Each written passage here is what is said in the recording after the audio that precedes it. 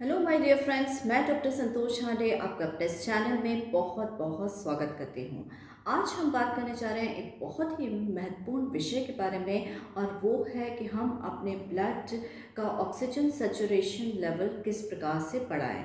तो चलिए शुरुआत करते हैं। यदि आप इस चैनल में नए हैं तो इसे सब्सक्राइब कर लीजिए और इस वीडियो को शुरू से आखिरी तक ज़रूर से देखिए, क्योंकि मैं इसमें एक बहुत ही इम्पॉर्टेंट इन्फॉर्मेशन आपसे शेयर करने जा रही हूँ। ऑक्सीजन सैचुरेशन लेवल जो है वो हमारे लंग्स की कंडीशन को बताता है कि ये हमारे लंग्स कितने अच्छे से काम कर रहे हैं। यदि ये 95 से लेके 100 के बीच में है तो इसका मतलब है हमारे लंग्स अच्छे से काम कर रहे हैं, और अगर ये 95 से 90 के बीच में है तो यानी कि इसका जो फंक्शनिंग है वो कम हुई है। तो हमें ये मालूम होना चाहिए कि किस समय हमें बहुत ज़्यादा अलर्ट हो जाना चाहिए, क्योंकि ये दौर है कोविड-19 पैंडेमिक का, और इस समय हमें इस संदर्भ में सचेत रहने की बहुत ज़्यादा ज़रूरत है, और इस इन्फॉर्मेशन से अपडेट रहने की भी आवश्यकता है। तो चलिए बात कर लेते हैं कि ये जो ऑक्सीजन सैचुरेशन लेवल है, यदि ये 95 से लो जाता है तो हमें किस प्रकार से अपने ऑक्सीजन सैचुरेशन लेवल को बढ़ाने की कोशिश करना चाहिए। इसमें मैं आपको सामान्य तरीके से किस प्रकार से बढ़ाया जा सकता है इसके बारे में जानकारी दूंगी, और साथ ही मैं बताऊंगी कि कौन सी ऐसी होम्योपैथिक औषधियाँ हैं जिसका इस्तेमाल करके आप अपने इस ऑक्सीजन सैचुरेशन लेवल को बढ़ा सकते हैं। तो चलिए सबसे पहले हम बात कर लेते हैं सामान्य तरीके से कि यदि आपको ऑक्सीजन सैचुरेशन लेवल 95 से लो आता है तो आपको क्या क्या चीज़ें अपने उसमें अडॉप्ट करनी चाहिए। तो सबसे पहले आपको ये ध्यान रख लेना चाहिए कि एक हेल्दी लाइफस्टाइल को ज़रूर से मेंटेन करें, कि जैसे कि प्राणायाम आप करते रहें। इससे आपकी जो लंग की कैपेसिटी होती है वो इंक्रीज़ होती है।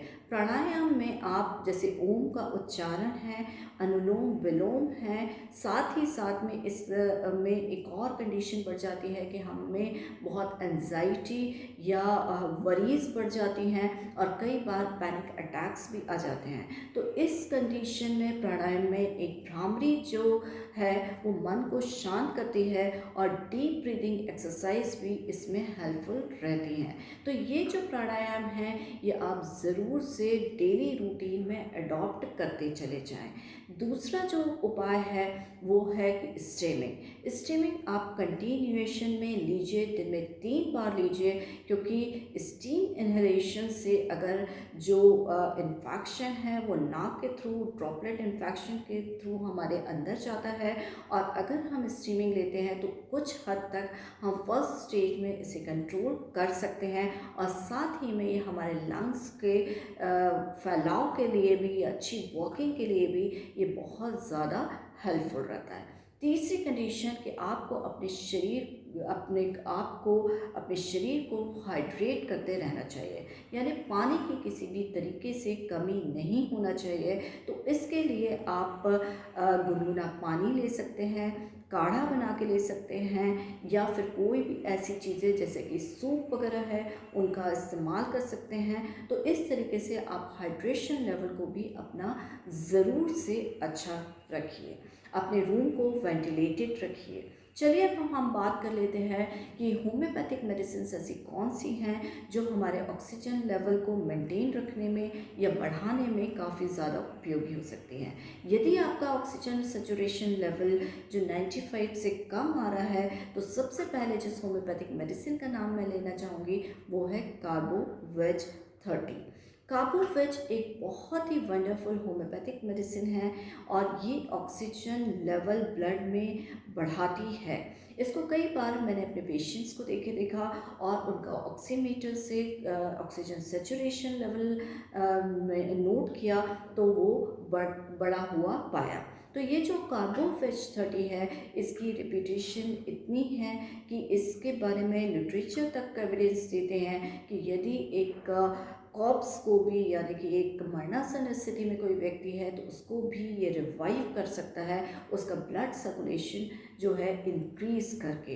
तो कार्बोवेज 30 का इस्तेमाल आपको किस तरीके से करना है कि यदि आपका ऑक्सीजन सेचुरेशन 94 से बिलो जा रहा है तो आप 4 पिल्स दिन में 4 बार यूज़ कर सकते हैं। और यदि आपका 90 से भी बिलो जाता है तो आप इसको, जब तक कि आपको मेडिकल एड नहीं मिलती है या हेल्थ प्रोफेशनल के कांटेक्ट में आप नहीं कर पाते हैं, तो आप इसे इमीडिएटली स्टार्ट कर दीजिए। इसकी 4 गोलियाँ एक एक घंटे में आप ले सकते हैं। फिर दूसरी जो मेडिसिन है जिसके बारे में मैं आपको बताना चाहूँगी, और वो है एस्पिडोस्पर्मा क्यू। तो एस्पिडोस्पर्मा क्यू जो है वो लंग्स के लिए एक टॉनिक की तरह काम करती है। इसे डिजिटालिस ऑफ लंग्स भी कहा जाता है। और इसमें ये बेसिकली जितने भी रेस्पिरेटरी सेंटर्स होते हैं, रेस्पिरेटरी सेंटर होते हैं जो हमारे शरीर के, उनको एक्टिवेट करता है और लंग की कैपेसिटी बढ़ाता है। और जब लंग की कैपेसिटी इंक्रीज़ होती है तो ये ऑक्सीजन सेचुरेशन लेवल जो ब्लड में है उसको इंक्रीज़ करता है। ये साथ ही साथ में ब्रोंकाइटिस की वजह से, क्योंकि अगर कोविड-19 के समय में हम देख रहे हैं कि लंग इन्फेक्शन होता है और ये तेज़ी से इसमें फ्लूइड भर जाता है और निमोनिया जैसी कंडीशन भी आ जाती है। तो ये इस कंडीशन में इस इन्फ्लेमेशन को कम करता है, लंग की कैपेसिटी बढ़ाता है, गैस एक्सचेंज करने की कैपेसिटी बढ़ाता है और ब्लड में ऑक्सीजन लेवल को इंक्रीज़ करता है। लेकिन साथ ही मैं आपको अपनी कंडीशन देख के, अगर ये 90 के बिलो जा रहा है तो आपको इमीडिएटली किसी एक्सपर्ट हेल्थ प्रोफेशनल की एडवाइस और उसके गाइडेंस में ही आगे की कार्रवाई करते चले जाना है। लेकिन आप कार्बोवेज और एस्पिडोस्पर्मा मदर टिंचर का यूज़ ज़रूर से कर सकते हैं। तो एस्पिडोस्पर्मा मदर टिंचर यदि 94 और 95% के बिलो और 90 तक है तो आप एस्पिडोस्पर्मा मदर टिंचर 10-10 बूंदें 1/4 कप पानी में डाल के दिन में 4 बार इस्तेमाल कर सकते हैं। और अगर ये जो है लेवल 90 के बिलो जाता है तो आप 10 बूंदें 1/4 कप पानी में डाल के दिन में एक एक घंटे में इसको रिपीट कर सकते हैं। तो ये 2 मेडिसिन्स मैंने आपको बताई। और साथ ही में अगर आपको ब्रेथलेसनेस ज़्यादा हो रही है और आपका जो लेवल है, ऑक्सीजन लेवल है वो 90 के बिलो है, आपको डिफ़िकल्टी इन रेस्पिरेशन हो रहा है, निमोनिया जैसे लक्षण दिख रहे हैं और साथ में फ़ीवर भी है, तो इस कंडीशन में आपको रिकमेंड करते हैं कि आप एंटिमटाड 30 का इस्तेमाल तुरंत शुरू कर दीजिए।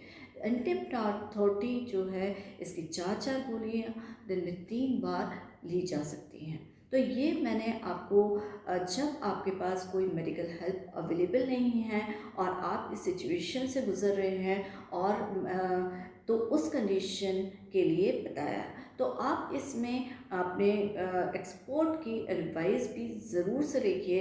ये एक फर्स्ट एड ट्रीटमेंट है जब आपको कोई भी सहायता नहीं मिल रही है उस कंडीशन में। तो आई होप ये जो इन्फॉर्मेशन है आपको अच्छी लगी होगी। यदि आपको अच्छी लगी है तो प्लीज़ इसे लाइक करिए, शेयर करिए, मेरे चैनल को सब्सक्राइब करिए और बेल आइकन पे ज़रूर से प्रेस करिए ताकि मेरे आगे आने वाले वीडियोस का नोटिफिकेशन आपको मिलता रहे। इस सिचुएशन में मेरी आपसे रिक्वेस्ट है कि आप जितने भी मेजर्स हैं उनको अपनाइए, पैनिक मत हुई है और अच्छी लाइफ स्टाइल मेंटेन करिए, अच्छी नींद लीजिए, अच्छे तरीके से अपनी बॉडी को हाइड्रेट रखिए, एक्सरसाइज करते रहिए और जल्दी ही हम सभी कोरोना मुक्त स्टेट में होंगे और इस महामारी से मुक्ति पाएंगे। इसी होप के साथ stay healthy with homeopathy. Thank you.